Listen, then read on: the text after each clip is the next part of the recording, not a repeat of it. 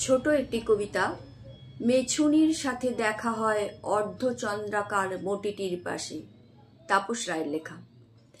শীতের আড়ালে শুয়ে বসে জনগণরা জানি লঙ্কা কাণ্ড চেখে নিতে চায়। কাটাকুটি খেলা, স্টেশন পিছলে যায়, ও তো আদিগন্ত ট্রেন।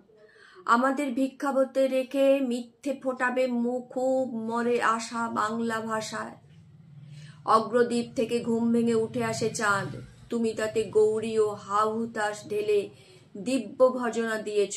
তুমি তাতে শরীর মুখস্থ দিয়ে ন্যাড়া নেড়ি তাচ্ছিল্য ছড়িয়ে শুধু মধু রস সিক্ত অনুকারী হলে। যে যেখানে পথচারী, যে যেখানে উপাসনা, আলপথ ব্যাপারীর তুখোড় প্রকার, এসিরি ওসিরি করে ভৌতিকতা, নিচু রঙে রাস্তা পারাপার।